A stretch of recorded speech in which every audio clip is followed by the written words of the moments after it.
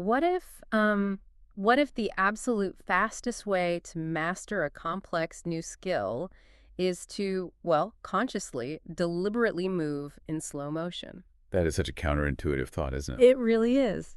Today, we are inviting you to join us on a very special deep dive. We're looking at a deceptively simple language program. It's called The Daily Path. Right, the daily path. And in this text, there are two characters, Laura and Thomas, and they practice something they call 5-minute fluency. 5-minute fluency. Yeah. And it's a routine that kind of proves why rushing, which is something our modern society practically demands of us, is actually destroying your ability to learn. So, our mission today is to unpack this text. We want to explore how moving through a day with extreme intentionality can create a life of, steady peace. Then language fluency. Yeah. Exactly.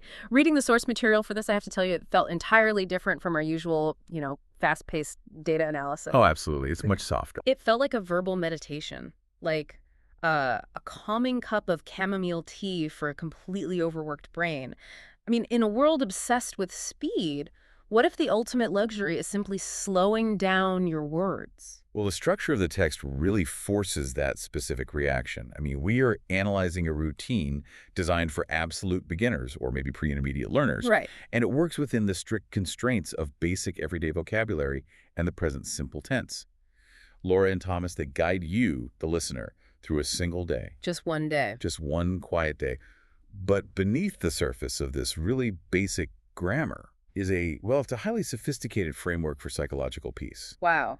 Sophisticated how? Well, Laura explicitly states their method right there in the text. She says, we speak very slowly. We speak very slowly. Yes. And Thomas follows that with the instruction to relax your mind completely. Ah, I see. So they're establishing a physiological baseline. They're using the actual mechanics of deliberate, slow speech to quiet the nervous system. Which makes sense, yeah. Right. And that creates the ideal biological environment for deep fluency to actually take root in the brain. So to understand how this biological environment is created, we really have to look at the very beginning of their routine. The quiet morning. Right. The quiet hours of the morning, long before any external noise is allowed in. The text paints this really elemental picture. Thomas notes, I wake up early. And Laura adds, the morning sun shines. We are basically placed in this quiet kitchen where they just drink warm tea. It sets such a specific mood. It does. But the critical learning ritual happens next. Thomas says, I open my notebook, and Laura says, I write down new words. That part is so fascinating. It is. In a world of, language learning apps and instant digital immersion, they are choosing paper and pen. And that choice, the choice of paper and pen, it's the cornerstone of their entire cognitive strategy. Really? The cornerstone? Oh, definitely. Think about it. When you first wake up, your brain is transitioning out of sleep. It's in this highly receptive, very malleable state. Right. You're a bit groggy but open. Exactly. The brain waves are slower. Now, if the very first thing you do is reach for a digital device, which we all do, sadly. right, which we all do. But if you do that, your brain is hit with a flood of passive input, rapid context switching, blue light. Oh, right, the blue light. And that immediately spikes your cortisol. It puts the nervous system on high alert. So it's essentially waking up in a panic. Precisely. But by choosing an analog ritual, a physical notebook, and a pen, Laura and Thomas are engaging in active output. They are dictating the pace of the information themselves. Oh, I love that. They dictate the pace. Yes. And furthermore, writing by hand requires complex haptic feedback. Haptic feedback? You mean like the physical sensation of it? Right. Your brain has to coordinate the motor skills of your fingers to form the shape of the letters. It's processing the physical friction of the pen dragging against the paper. Oh, wow. And that physical friction slows down cognitive processing just enough to allow the brain to encode the information into long-term memory. It's much more effective than just, tapping a flat, frictionless glass screen. So the physical drag of the pen literally forces the brain to spend more time with the word. Exactly. And the words they focus on in this quiet morning state are actually quite striking for beginner text. They really are. Thomas writes, English streams are beautiful. What a lovely concept. It is. And Laura follows that with the statement, I never give up. The progression there is highly deliberate. You think so? Yes.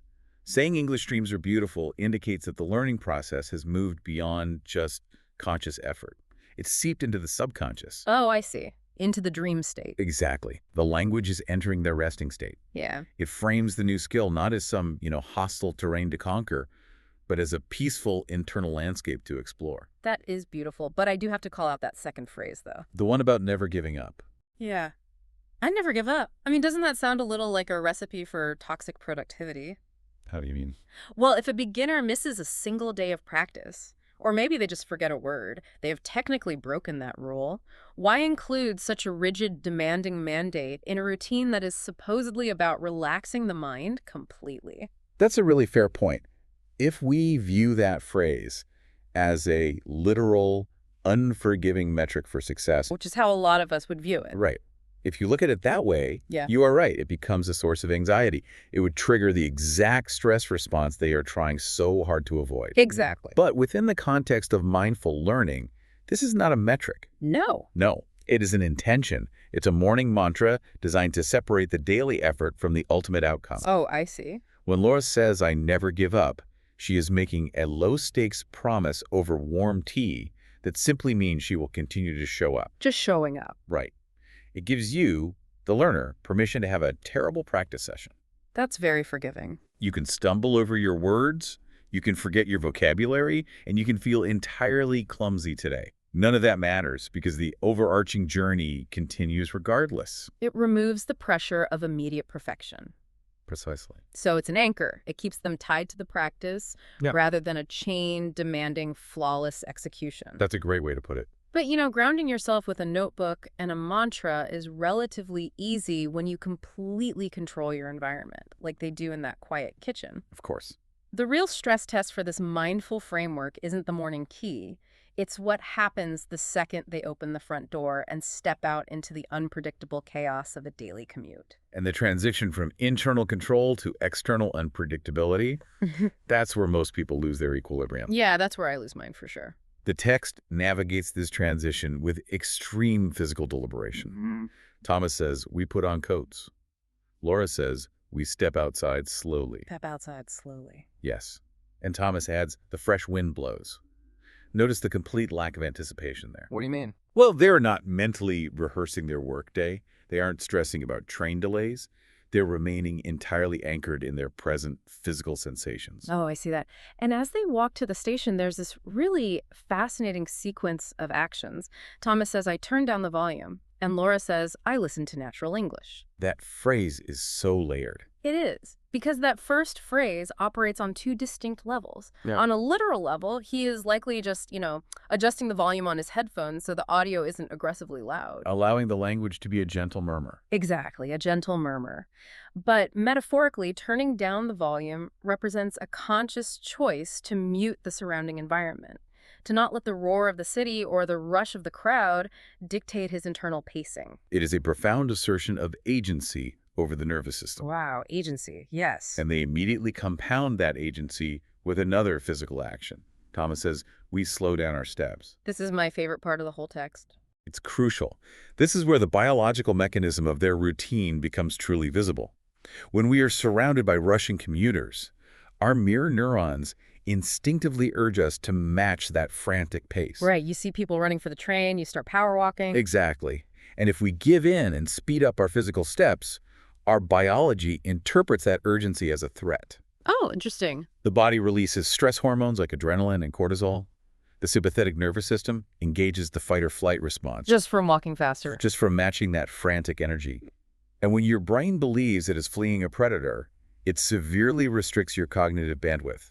It diverts all your resources to basic survival and navigation. So you couldn't learn if you tried. You physically cannot absorb complex, nuanced information like a new language in that state. So by forcing their fin to walk slower, they are basically hacking their own biology. They absolutely are. They are sending a physiological signal up to the brain that there is no predator, there is no emergency, and it is safe to keep the cognitive pathways open.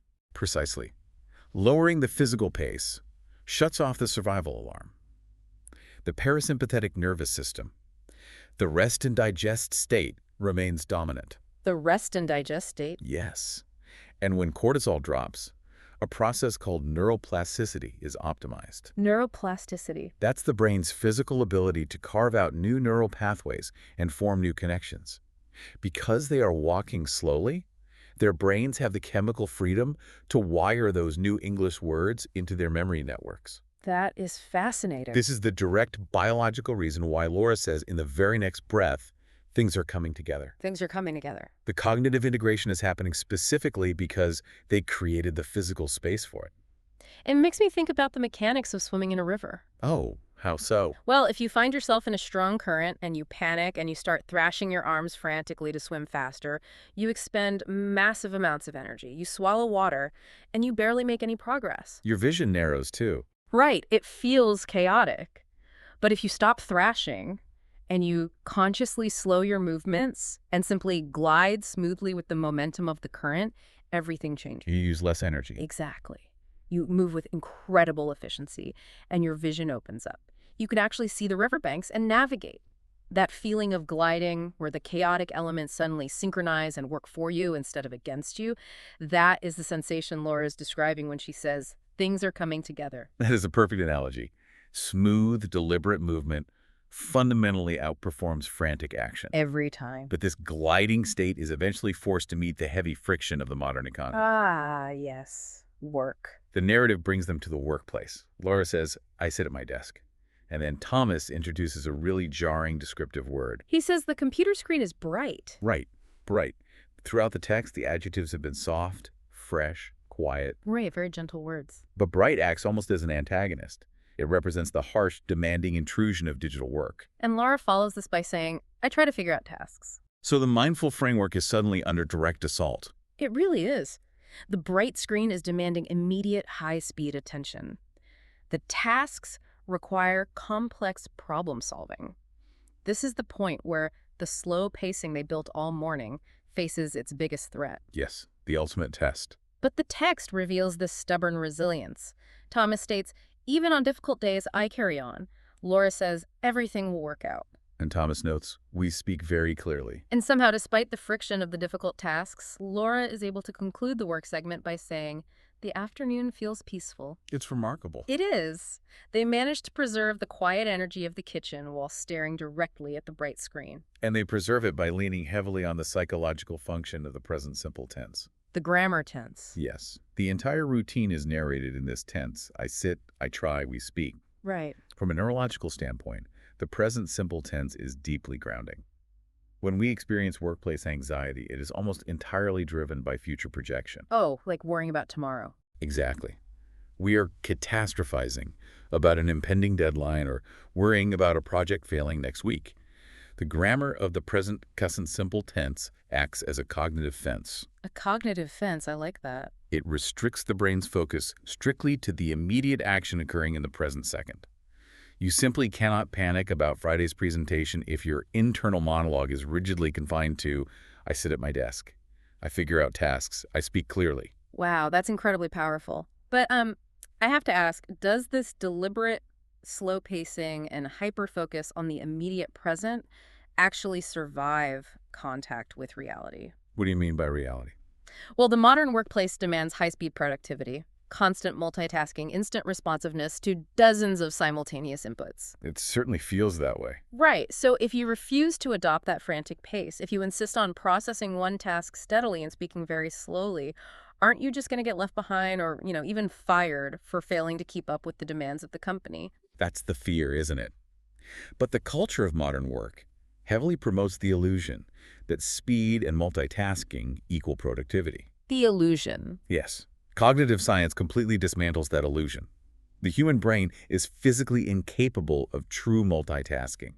It engages in rapid task switching. Oh, I've heard this. We just switch back and forth really fast. Exactly. And every time you shift your attention from a bright screen to an urgent email and back to a difficult task, your brain burns a massive amount of glucose. Wow. This rapid switching degrades cognitive performance, it increases error rates by up to 50%, and it systematically destroys your capacity for deep, sustained focus. So moving fast is actually making us worse at our jobs. Yes.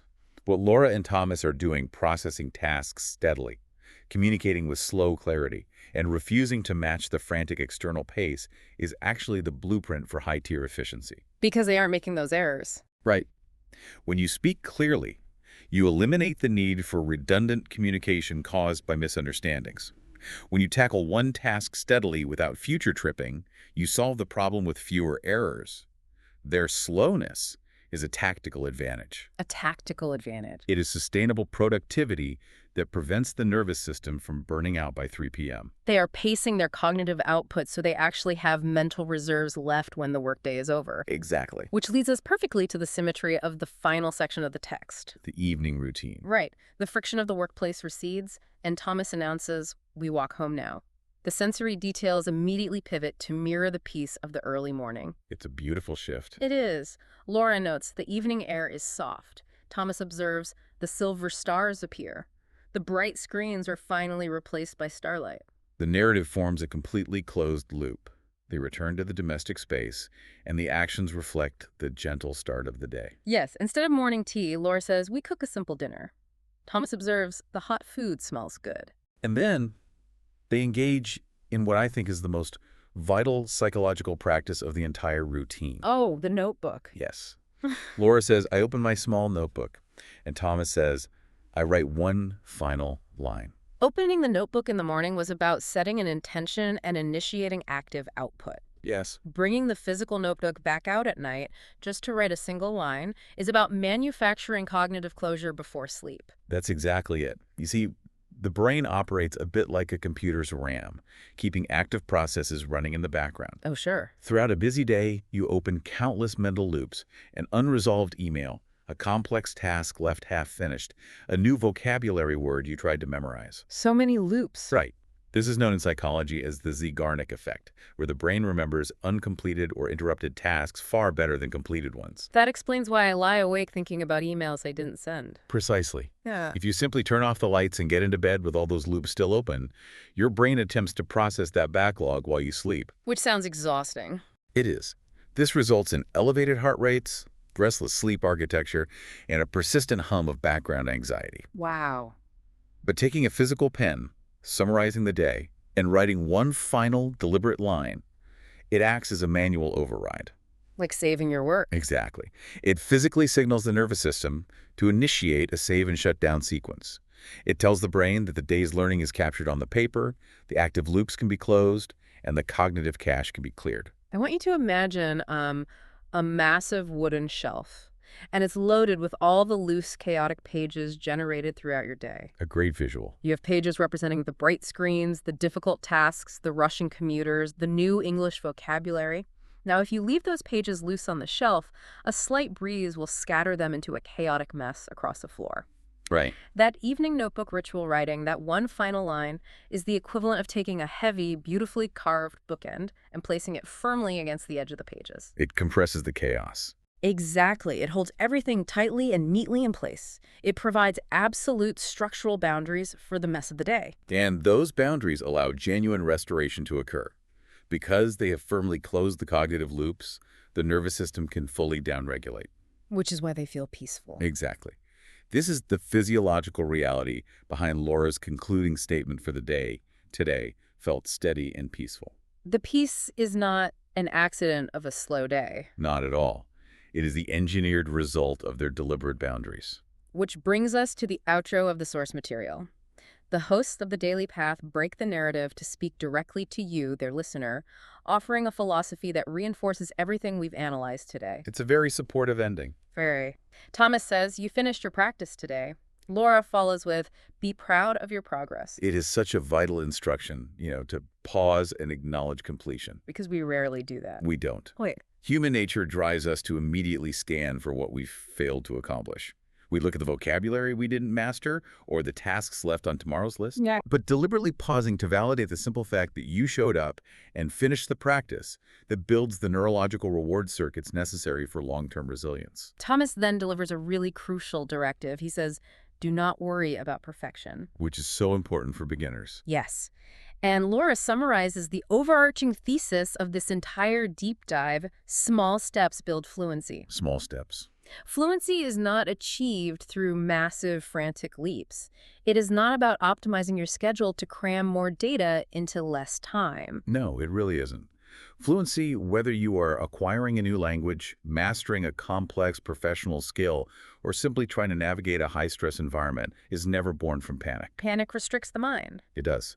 True fluency is the natural byproduct of steady, imperfect, deliberate actions, repeated with slow intentionality, day after day. Day after day, Thomas offers the final call to action for the listener. He says, show up again tomorrow. And Laura concludes with a gentle, goodbye for now, friends. It is a quiet invitation to reset the cycle, to rest fully, and to open the notebook once more when the morning sun shines. It's quite profound. We have spent our time today analyzing the architecture of a remarkably simple daily routine. But the insights buried in this beginner text are, well, they're profound.